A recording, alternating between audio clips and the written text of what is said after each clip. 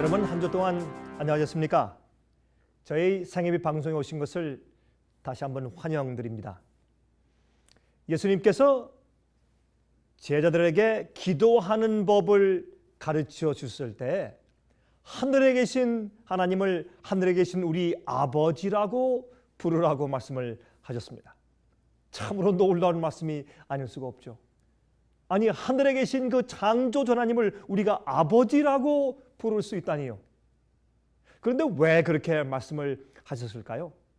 하나님을 우리 아버지라고 부를 때 과연 그것은 우리에게 무엇을 의미하는 것일까요?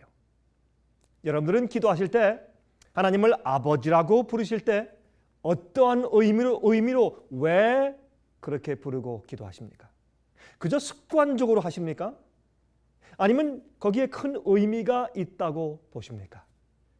여러분들은 하나님을 아버지라고 생각하고 아버지로 모시면서 살고 계신가요? 여러분들이시요, 이것은 간단한 문제가 아닙니다. 하나님을 아버지라고 부를 때는 하나님을 아버지라고 부르는 그 의미를 알고 있어야 되며, 또 한 가지, 우리가 하나님을 아버지라고 부를 때 우린 아들로서 살아야 하는 것입니다. 아들처럼 행동하고 아들 같은 그런 사상을 가지고 있어야 하는 것입니다. 오늘은 이 흥미있는 문제에 대해서 함께 연구해 보도록 하겠습니다. 여러분, 이방인의 예배는 자기 중심적입니다. 두려움이 그 동기죠. 저주받지 않으려고, 벌받지 않으려고, 복받으려고, 축복을 얻으려고 그렇게 이제 섬기는 것이 이방신을 섬기는, 우상을 섬기는 동기입니다. 그런데 예수께서 말씀하기를 너희가 기도할 때 이방인처럼, 이교인들처럼 중언부언하지 말라고 말씀을 하셨습니다. 그것은 주문을 외우는 형태로 하지 말라고 말이죠. 여러분, 다시 말해서 우리가 어떤 때 말이죠, 주문을 외우는 것을 들으면 같은 말을 계속해서 반복하지 않습니까? 그렇죠? 여러분, 그래서 그렇게 계속해서 주문을 외우는 그런 식으로 똑같은 말을 또 하고 반복하는, 마치 정말 이교도들이 우상 앞에 서서 아니면 어떤 형상 앞에서 빌면서 말하는 주문을 외우는 식으로 그렇게 기도하지 말라고 하신 것입니다. 왜요? 하나님께는 우리가 기도할 때 우리 마음을 열어놓고 마치 친구에게 말하듯이 조용히 우리 마음을 터놓는 것이기 때문에 그렇습니다. 그래서 중언부언하지 말라고 했습니다. 그것은 주문을 외우는 형태입니다. 그렇게 해서는 안 될 것입니다. 예수님께서는 우리에게 하나님을 우리 아버지라고 부르라고 말씀하셨어요. 여러분이시요, 여러분은 어떻게 기도하십니까? 많은 그리스도인들이 기도할 때 마치 주문을 외우듯이, 그렇게 이방인이 기도하듯이 그렇게 기도하는 것을 우리가 보게 되는 것입니다. 마태복음 5장 9절에 말씀했습니다. 그러므로 너희는 이렇게 기도하라. 하늘에 계신 우리 아버지여, 이름이 거룩히 여김을 받으시오며. 하늘에 계신 우리 아버지라고 부르라고 말했습니다. 이것은 엄청난 특권이죠. 온 우주를 지배하시고 우주를 존재케 하시며 창조하신 하나님을 우리 아버지라고 부르는 특권을 부여하신 것입니다. 타락한 인류에게, 죄를 지은 우리들에게 어떻게 그런 특권을 주실까요? 예수님께서는 우리의 위치를 알려주셨습니다. 우리가 버림받은 것이 아니라 주님 안에서 하나님의 아들과 딸이 된다는 우리의 위치를 알려주시는 것입니다. 이 기도는 예수의 제자들에게 가르쳐 주신 것입니다. 아무나 아닙니다. 아무에게나 이것을 가르쳐 주신 것이 아닙니다. 이 세상 모든 사람들에게 다 그렇게 하라고 가르친 것이 아닙니다. 예수님의 은혜로 회개하고 거듭난 자들에게만, 예수의 마음을 받은 자들에게만, 예수님이 하나님의 아들 아닙니까? 그리고 예수님 안에서 거듭나고 과거의 생애를 묻고 용서받고 고백하고 버린 다음에 죄를 그저 치우기만 하는 것이 아니라 죄를 버린 다음에 변화함 받고 거듭난 다음에 우리가 하나님의 아들과 딸 같은 그런 마음을 가지고 그런 권세를 받은 다음에 우리가 드디어 하나님을 우리 아버지라고 부를 수 있는 것입니다. 믿는 자에게 하나님의 아들과 딸이 되는 권세를 주신다고 했지 않습니까? 여러분, 로마서 8장 14절과 16절에 말씀했습니다. 무릇 하나님의 영으로 인도함을 받는 그들은 곧 하나님의 아들이라. 너희는 다시 무서워하는 종의 영을 받지 아니하고 양자의 영을 받았으므로 아바 아버지라 부르짖느니라. 성령이 친히 우리 영으로 더불어 우리가 하나님의 자녀인 것을 증거하시나니 그랬어요. 우리가 하나님의 자녀인 것을 성령이 증거한다 그랬어요. 어떻게? 성령께서 내 마음 가운데 계신 내 경험이 그것을 증거한다. 그게 무슨 말입니까? 옛날에 마귀 자식처럼 살다가 이제는 하나님의 아들처럼 산다 그 말입니다. 내 속에서 역사하시는 성령이 그것을 증거하신다 말입니다. 여러분은 하나님을 아버지라고 부르실 때 하나님의 아들과 딸의 증거가 여러분 마음과 생애 가운데 있습니까? 여러분, 하나님을 우리 아버지라고 부르는 것은 거듭난 자들이 부르는 호칭인 것입니다. 여러분, 주의 기도문은 지도 같은 것이 아닙니다. 자, 다시 말씀드리겠습니다. 여러분, 주의 기도문은 마치 벽에 걸어놓는 그런 장식품 같은 지도가 아닙니다. 여러분, 지도도 벽에 걸어놓는 장식품 지도가 많죠. 주의 기도문은 그런 실제 우리가 사용하는 지도 같은 것입니다. 지도는 여행할 때 쓰는 것이지 그림처럼 벽에 걸라고 주신 것이 아닙니다. 우리가 실제로 기도 생활을 할 때마다 그 주의 기도문을 우리가 기억해야 할 것입니다. 예수님께서 가르치신 기도문을 기억해야 할 것입니다. 여러분, 히브리 4장 16절을 펴겠습니다. 히브리 4장 16절에 다음과 같이 말씀드리는 것을 볼 수가 있습니다. 그러므로 우리가 긍휼하심을 받고 때를 따라 돕는 은혜를 얻기 위하여 은혜의 보좌 앞에 담대히 나아갈 것이니라 그랬습니다. 은혜의 보좌 앞에 담대히 나아갈 것이니라. 여러분, 은혜의 보좌 앞에 담대히 나갈 수 있는 이유가 무엇이겠습니까? 왕의 아들은 두려움이 없기 때문이겠죠. 아버지의 아들은 아버지께 두려움이 없습니다. 아버지를 오해하면 두렵죠. 왕의 아들이 되려면 왕의 씨를 받고 태어나야 합니다. 만조백관들이 장관들도 왕의 앞에 가면 두려워 떨지만은 조그만 어린아이는 쫓아 들어가서 그 왕의 무릎 위에 기어 올라가서 아빠 하는 것입니다. 아들은 아버지에게 두려움이 없습니다. 여러분, 그래서 왕의 아들로 태어나서 왕의 마음을 가지고 있어야 합니다. 우리가 성령으로 기도의 정신을 가져야 합니다. 하나님의 마음과 예수의 마음을 닮아서 거듭난 자들이 하나님께 우리 아버지라고 말할 수 있는 것입니다. 여러분, 그래서 성경은 성령께서 말할 수 없는 탄식으로 우리를 위해서 간구하고 계신다고 말씀하는 것입니다. 여러분, 우리가 어떻게 간구해야 될지를 모르고 있을 때, 답답할 때, 어떤 때 너무 답답해서 시련 가운데, 어려움 가운데, 절망 가운데 답답해서 기도할 때 주님께서 우리가 무엇이라고 말할 줄 모를 때 성령께서 우리 마음 가운데 대신해서 답답한 그 마음을 주님께서 대신 탄식하며 알려주신다고요. 그냥 이 방언으로 말고 성령께서 우리 마음의 생각을 아시니까 그 뜻으로 말씀을 하신 것입니다. 왜 성경은 아버지라고 하라고 그랬을까요? 아버지, 하늘에 계신 하나님을 우리 아버지라고 부르라. 여러분, 첫 번째, 아버지는 말이죠, 내가 아들이고 내가 딸이라는 의미를 가지고 있습니다. 여러분, 상대적인 관계를 의미합니다. 하나님께로부터 태어났다는 것을 의미하는 것입니다. 다시 말해서 하나님을 아버지라고 부르는 것은 나는 예수 그리스도를 받아들이고 주님 안에서 새로운 사람으로 창조되고 새로 태어났습니다. 거듭났습니다라는 것을 공포하는 것입니다. 하나님께로부터 났다는 것을 공포하는 것입니다.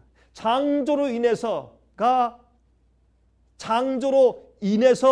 다시 우리가 새롭게 만들어졌다는 것보다 재창조를 받은 것이죠. 그렇죠?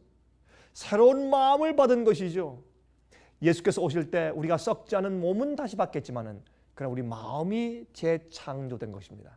여러분, 많은 창조물들이 있습니다. 해가 있고 달이 있고 별이 있고 나무가 있고 동물들이 있습니다. 그러나 그들은 하나님의 아들들이라고 말하지 않습니다. 히브리 1장 5절에는 다음과 같이 말씀했죠. 하나님께서 어느 때 천사 중 누구에게 내가 내 아들이라 오늘날 내가 너를 낳았다 하셨으며 또 다시 나는 그에게 아버지가 되고 그는 내게 아들이 되리라 하셨느뇨 그랬어요. 여러분이시요, 천사들에게도 하나님의 아들이라는 명칭을 주지 않았다, 그렇게 말씀을 했습니다. 물론 하나님의 아들은 제일 먼저 독생자 예수님이시죠. 예수님을 독생자, only begotten son, 독생자라고 했는데 그것은 낳았다는 뜻이죠. 그것은 예수님께서 이 땅에 오실 때 하나님, 예수님은 하나님 아버지와 동등되신 여호와 하나님이십니다. 예수님은 하나님 아버지와 동등되다고 말씀을 했어요. 성경은 예수께서 그렇게 당신을 말씀하셨습니다. 그러나 예수님께서 인간이 되셔서 구속주로 이 땅에 태어나실 때 성령으로 잉태했기 때문에 아버지께서 예수님을 낳았다는 표현을 그때부터 쓰신 것입니다. 그래서 예수님과 하나님 아버지는 사랑의 관계, 하나님과 아버지와 아들 관계가 된 것입니다. 여러분, 이 사랑의 관계에선 아버지가 자식을 불쌍히 여기는 것입니다. 여러분, 다윗이 말이죠, 압살롬, 그 반역자인 못된 압살롬이 죽었을 때도 대성통곡을 했습니다. 왜? 그것이 아버지의 심정입니다. 사랑의 관계에는 사랑의 순종이 따라야 합니다. 그래야 진정한 아버지와 아들이죠. 그러나 이 불순종하는 자식들에게도 아버지가 그를 불쌍히 여기는 연민이 계속 있는 것입니다. 왜? 아버지고 아들이기 때문에 그렇습니다. 그러나 여러분 기억할 것이 있습니다. 그러나 불순종하고 반역하는 자식은 아버지가 그를 불쌍히 여기고 아들은 아들이지만 나중에 아버지의 기업을 상속받지는 못합니다. 어떤 사람들은 말합니다. 이렇게 가르칩니다. 우리는 아들이기 때문에 아들은 아들이지. 한번 태어났으면 아들은 무조건 아들이니까 아무리 잘못해도 구원은 받는다. 일단 부끄러운 구원은 받는다. 여러분이시여, 그런 이야기에 속지 마십시오. 잘못된 가르침입니다. 그것이 아닙니다. 아들로 태어났더라도 상속을 받지 못할 수 있습니다. 버림받을 수가 있습니다. 여러분이시여, 마약 중독자인 아들에게 100만 달러의 그 자산을 상속해 주시겠습니까? 그런 아버지는 없습니다. 왜? 금방 다 허비해 버릴 것이기 때문에. 마찬가지입니다. 인간도 그러한데 하나님께서 그렇게 하시겠습니까? 정말 하나님의 아들과 딸답게 변화되어서 사는 자들에게 하늘과 영생을 기업으로 줄 것입니다. 여러분, 갈라디아 5장 5절부터 7절을 보겠습니다. 다음과 같은 말씀이 기록되어 있는 것을 볼 수 있어요. 갈라디아 5장 5절부터 7절까지입니다. 우리가 성령으로 믿음을 쫓아 의의 소망을 기다리노니 그리스도 예수 안에서는 할례나 무할례가 효력이 없되 사랑으로 역사하는 믿음뿐이니라. 너희가 다름질을 잘 하더니 누가 너희를 막아 진리를 순종치 않게 하더냐 그랬어요. 여기에 바울이 무슨 말씀했습니까? 성령으로 믿음을 쫓아 그랬어요. 성령으로 믿음을 쫓아서 우리 믿음은 성령의 감동으로 참된 믿음을 갖게 되어야 합니다. 성령으로 믿음을 했어요. 또 의의 소망을 기다린다고요. 우리를 정말 의롭게 하시고 온전케 하셔서 거룩한 불멸의 몸까지 주시는 그 의를 우리가 마음이 먼저 의롭게 되고 주를 용서받고 의롭다함을 인정받고 의롭게 되고 변화되고 성화되고 나중에는 온전히 영원히 사는 몸까지 받는 의의 소망을 기다린다고요. 어떤 마음으로? 성령으로 시작된 믿음을 가지고, 참된 믿음을 가지고. 나중에 그 믿음은 어떤 믿음이라고요? 이것저것 말하지만 다 소용없고 사랑으로 어떻게 해요? 역사하는 믿음, 행동화된 믿음. 믿음은 내 생애 전체가, 내가 사는 일 전체가 믿음이에요. 내 온 생애 전체로 주님께 알겠습니다 주여 하는 것이 믿음이에요. 믿음은 우리의 마음 가운데 예수께서 날 위해 십자가에 돌아가셨다는 그런 진리를 단순하게 동의하는 것만이 믿음이 아닙니다. 그것은 믿음의 시작이지 전적인 믿음이 아닙니다. 믿음은 사랑으로 역사하는 믿음이에요. 주의 뜻대로 살고 순종할 수 있는 믿음입니다. 또 바울이 말했습니다. 누가 너희를 진리를 순종치 못하게 막느냐 그랬어요.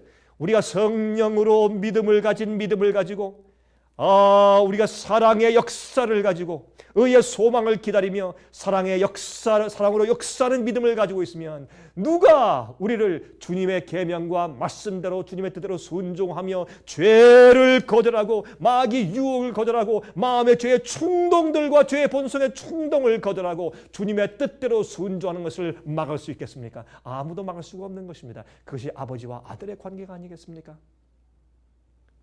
여러분, 시편 73장 25절에 다음과 같이 말씀했습니다. 하늘에서는 주 외에 누가 내게 있으리요 땅에서는 주밖에 나의 사모할 자가 없나이다 그랬습니다.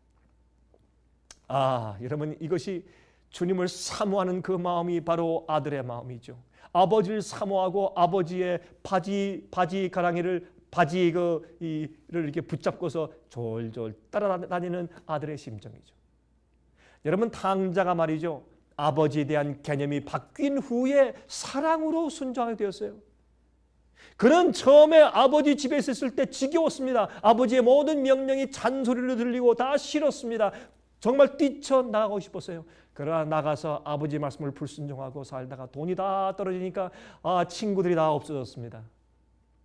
그는 외로웠습니다. 괴로웠습니다. 나중에 가난하게 되어서 돼지를 치는 그런 목동이 되었을 때, 여러분, 유대인들의 관념에는 돼지를 치는 것이 가장 천한 직업이었습니다. 너무 배가 고파서 돼지가 먹는 쥐염 열매를 뺏어 먹으려고 싸우고 있다가 그는 기억했습니다. 아버지 집에 있는 종들도 이보다 더 좋은 대접을 받는데, 그는 아버지의 사랑을 드디어 깨닫습니다. 그리고 일어나서 아버지 집으로 갔습니다. 그때 아버지가 저기서 오는 거지 옷을 입은 쩔뚝거리는 아들을 볼 때 그는 먼 발자국에서, 먼 발치에서 상거가 멀지만 그의 아들을 알아보았다 그랬습니다. 그것이 아버지 심정입니다. 여러분, 이 방송을 지금 시청하는 분들 가운데서 혹시 탕자처럼 아버지를 떠나 있는 분이 있습니까? 교회 안에 있지만, 교회를 가끔 다니지만, 교회를 아니면 자주 다니고 아니면 늘 다니지만은, 그러나 탕자로 살 수 있는 것입니다. 여러분, 탕자가 있습니까? 아버지께 돌아오십시오. 성령 안에서 회개하고 아버지의 참된 아들이 되십시오. 참된 딸이 되시고 회개하십시오. 그때 이 아들은 돌아와서 그때 아버지에게 말합니다. 아버지시여, 난 아들이 될 자격이 없습니다. 나를 하나의 종으로 삼아 주십시오. 무슨 말이냐? 여봐라, 제일 좋은 옷을 갖다가 입히고 내 재산을 상속할 수 있는 표상인 반지를 띄워라. 이것이 아버지의 심정입니다. 그때부터 이 아들은 탕자가 아닙니다. 이젠 집으로 돌아왔습니다. 아버지를 사랑하는 마음으로, 존경하는 마음으로 순종하기 시작했습니다. 아버지의 모든 명령을 사랑하는 그런 말씀으로 듣기 시작했습니다. 여러분, 아버지께 아들이 되려고 용납받으려고 순종하는 것이 아닙니다. 회개하고 돌아오고 아버지를 정말 깨달았기 때문에 순종하는 것입니다. 사랑으로 역사하는 믿음. 제가 한 번은 말이죠, 어떤 미국인들 교회에 가서 집회를 하고 있었는데, 그 미국 교회의 한 교인이 이 바보 천치 아들을 데리고 와서 돌보는 것을 보았습니다. 그 가끔 저 설교 도중에 이 아이가 이상한 괴성을 지르기도 하고 왔다 갔다 하고 그럴 때 이 아버지가 계속 아들을 돌보면서 아들 옆에 앉히고서 불쌍히 여기는 것을 보았습니다. 제가 느꼈습니다. 천치라도 아들은 아들입니다. 하나님께 사랑하십니다. 여러분을 사랑하십니다. 여러분이 아무리 자기 가치가 없이 낭망 중에 있을지라도 하나님은 여러분을 사랑하시고 아끼시는 것입니다. 그러나 기억하십시오. 사랑으로 역사하는 믿음을 가진 자가 참된 아들입니다. 시편 73장 22절에 이런 말씀이 있죠. 내가 이같이 우매무지하니 주의 앞에 짐승이 오나. 나는 짐승처럼 우매하다고 말했어요. 여러분이시여, 그러나 기억하십시오. 이 다윗이나 다니엘도 우리보다 더 중요한 아들이 아닙니다. 하나님께. 사도 바울과 베드로도 우리보다 더 중요한 아들이 아니었습니다. 다 똑같이 하나님의 아들입니다. 그러나 불순종하고 반역하는 아들에게는 상속함이 없습니다. 계속적으로 아버지의 유익만 받고 축복만 받으려고 하고 살짝 나쁜 짓을 하면서 아버님의 뜻대로 살지 않는 그런 약은 아들은 결국은 버림받는 것입니다. 여러분이시여, 많은 그리스도인들이 하나님 아버지라고 부르지만 정말 하나님 아버지처럼 우리가 하나님의 아들과 딸이 된 것처럼 살지는 않는 것을 볼 때 마음이 아픈 것입니다. 두 번째로, 하나님을 아버지라고 부를 때 그 의미 두 번째로, 아버지를 둔 아들에게는 특권이 있습니다. 그렇죠? 아버지의 것이 다 내 것입니다. 하늘에 계신 우리 아버지 할 때, 하늘에 계신 우리 아버지시여 할 때, 거기엔 특권이 있는 것입니다. 여러분, 아들이 말이죠, 아버지한테 이렇게 말합니까? 집에서? 오늘 밤도 아버지 이 집에서 계속 잠자도 돼요? 그렇게 말하는 아들이 없습니다. 그렇게 말할 필요가 없어요. 아버지 오늘도 이 집에서 밥 먹어도 됩니까? 그렇게 말할 필요가 없어요. 그렇죠? 여러분, 그런 자식은 없습니다. 그러므로 우리는 아들로서 살아야 합니다. 아들이 될 땐 특권이 있어요. 여러분, 아버지는 그 아들들의 기도를 들어두셔야 하는 책임이 있습니다. 아무리 바쁘셔도. 아무리 바빠도 아들과 딸이 말하면 모든 만살 다 제쳐놓고 그들의 말을 듣는 것입니다. 물론 어떤 때는 그 아버지가 그 아들과 딸의 최선을 아시기 때문에 그들이 요구하는 것을 다 들어줄 수는 없지만 말입니다. 여러분, 우리가 말이죠, 재판에 걸렸을 때 판사에게 가서 마음대로 이야기를 할 수 있다면 그 특권이 얼마나 큰 것이겠습니까? 여러분이시여, 마찬가지입니다. 우리가 하나님의 아들과 딸이 되었기 때문에 큰 특권이 있는 것이에요. 여러분, 어린 아이가 말이죠, 중얼거리는 소리들을 아버지와 엄마는 알아듣습니다. 어린 아기가 말이죠, 옹알옹알 할 때 말이죠, 그 엄마가 그래 그래 하고 그것을 옆에 사람한테 그게 얘가 지금 무슨 말을 하는지 통역을 해주죠. 여러분이시여, 하나님 아버지는 우리가 말하는 것이 무슨 뜻인지 아시는 것입니다. 그 대신 아들은 아버지의 명예를 위해서 합니다. 아버지의 영광을 위해서 합니다. 아버지의 이름에 먹칠이 갈 때 그는 분노하는 것입니다. 그것이 우리의 의로운 생활이에요. 우리가 아버지를 사랑하고 아버지께서 예수님을 보내셔서 우리 죄를 위해 돌아가게 하시고 큰 사랑을 베푸신 것을 알 때, 우리가 감격할 때 우리 생에서 죄가 떨어져 나가는 것입니다. 죄가 포기될 수 있는 것입니다. 왜? 사랑함으로. 우리 예를 들어서 두 아들을 해외로 내보낸 두 아버지가 있다고 생각을 해보십시다. 두 아들이 다 우상 숭배하는 이교로 개종했습니다. 해외로 여행을 간 다음에 그 해외로 가서 두 아들이 전부 다 우상 숭배하는 이교로 개종을 했다고 우리 생각해 보십시다. 그때 한 아버지는 그 아들에게 전화해서 크게 분노하며 책망합니다. 내가 그럴 수 있느냐? 돌아오라. 그런데 또 다른 한 아버지는 말이죠, 그래 네 마음대로 해라. 너도 장성했으니까 너의 선택권이 있지. 또 혹시 네가 선택한 것이 무역하는데 도움이 될지도 모르겠다 라고 별로 개의치 않는다고 생각해 보십시다. 여러분이시여, 여러분은 어느 아버지가 정말로 아들을 사랑하는 아버지라고 생각하십니까? 어느 아버지가 진짜 아버지입니까? 여러분, 성경을 말씀합니다. 우리 하늘 아버지는 질투하신 하나님이라고. 우리 하늘 아버지는 질투하신 하나님이에요. 우리가 마귀에게 순종하고 죄를 짓고 반역할 때 하나님은 책망하시고, 어떤 땐 주님께서 시련을 주셔서 돌이키시고 채찍질하십니다. 책망을 받지 않는 아들은 아들이 아닙니다. 그래서 주님께서 우리를 가끔 책망하시고 우리에게 시련을 허락하시는 것입니다. 돌아오라고. 세 번째 의미, 하늘에 계신 우리 아버지라고 기도할 때 우리는 형제가 됩니다. 우리 서로끼리 서로 형제가 되는 것입니다. 우리끼리, 믿는 자들끼리. 여러분, 어떤 집사님이 교회에서 기도할 때 하늘에 계신 나의 아버지라고 기도하니까 옆에 있던 다른 집사가 말합니다. 아니 집사님, 하나님은 나의 아버지도 돼요. He is my father too. 그렇게 말을 하더래요. 그래서 우리가 기도할 때 하늘에 계신 우리 아버지시라는 것입니다. 우리가 한 가족이 되는 것입니다. 서로 간의 관계와 태도를 말씀하시는 것입니다. 서로 다른 개성들, 다른 모습들을 가지고 있습니다. 다른 가치관을 가지고, 다른 교육 배경을 가지고 자라왔습니다. 다른 가족 배경을 가지고 자라왔습니다. 서로 다릅니다. 그러나 형제들입니다. 하나님을 같은 아버지라고 부르기 때문에 한 형제가 된 것입니다. 그럴 때 여러분, 형제들끼리도 싸우죠. 그러나 한 아버지 안에서 서로 사랑하기를 배워야 할 것입니다. 우리가 서로 사랑하면 그것이 아버지를 사랑하는 것이라고 그러죠. 그렇게 말씀을 하고 있죠. 아버지를 사랑하는 것은 우리 옆에 있는 우리의 형제 자매를 사랑한다고요. 우리 옆에 있는 형제 자매를 미워하는 자는 거짓말하는 자라, 계명을 지키지 않는 자라, 아버지를 사랑하지 않는다고 말하지 않습니까? 여러분이시여, 그래서 우리가 우리 주위에 있는 형제들과 자매를 사랑하는 것은 아버지를 사랑하는 것과 같습니다. 우리가 만약에 말이죠, 내 친형제를 죽이면 아버지께 얼마나 큰 욕이 되고 아버님 얼마나 슬퍼하시겠습니까? 마찬가지인 것입니다. 예수님께서 당신의 십자가에 돌아가신 것은 바로 여러분 옆에 있는 그 사람을 위해서도 십자가에 돌아가셨습니다. 그러므로 하늘에 계신 우리 아버지시여 라고 말을 할 때 우리는 믿는 자들은 서로 한 형제와 한 같은 자매가 되고 한 가족이 된다는 그 의미가 그 속에 들어있단 말입니다. 여러분은 하나님을 어떻게 부르십니까? 여러분은 기도하실 때 어떻게 부르십니까? 오 창조주 하나님 그렇게만 부르십니까? 오 놀라우신 하나님의 하나님 그렇게만 부르십니까? 아니면 하늘에 계신 우리 아버지시여. 그렇게 부르십니까? 여러분은 하나님을 어떻게 부르십니까? 여러분들이 하나님을 아버지라고 부르신다면 정말 여러분들이 하나님을 아버지로 삼고 사는 것처럼 사십니까?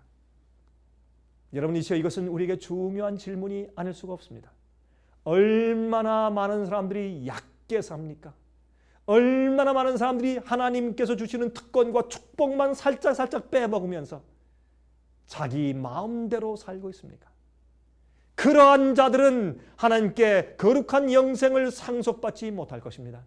그렇게 하나님을 이용만 하고 감정적으로 주님께 나가서 기도하고 찬송 부를 때만 교회에서 아버지고, 집에 돌아와서 장사할 때 아니면 직장 생활할 때 자기 집에서 있을 때 다른 사람들과 대화하고 지낼 때 아버지와는 정령 관계가 없는 것처럼 자기 마음대로 사는 그리스도인들이 얼마나 많이 있는지 모릅니다.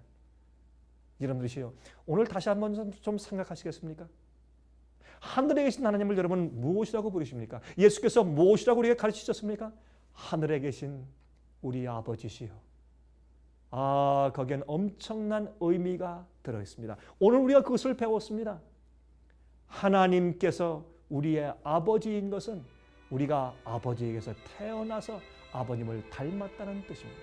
아버지의 특권이 내 것이라는 뜻입니다. 아버지는 우리를 불쌍히 여기십니다. 그리고 우리가 하나의 한 가족이 되었다는 뜻입니다. 여러분이시여, 기억하십시오. 자, 다음 시간 다시 뵙겠습니다. 안녕히 계십시오.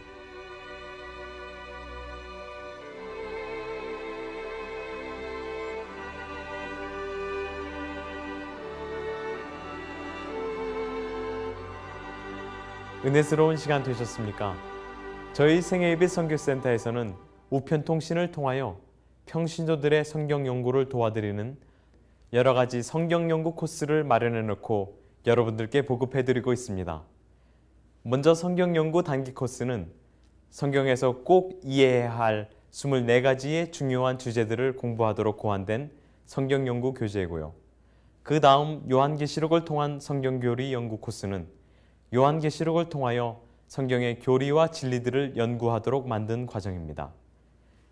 생애예비에 마련된 모든 성경 연구 과목들은 통신으로 가정에서 그리고 본인의 편리한 시간에 혼자서 공부할 수 있도록 편집되어 있어서 아주 편리합니다.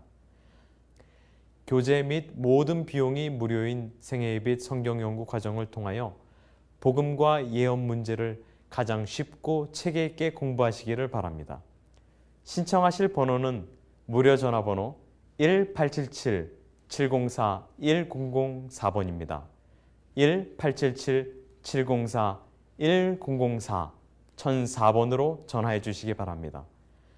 미국 동부 시간으로 월요일부터 금요일까지 9시에서 5시 사이에 전화해 주시기 바랍니다. 그럼 다음 방송 시간까지 안녕히 계십시오.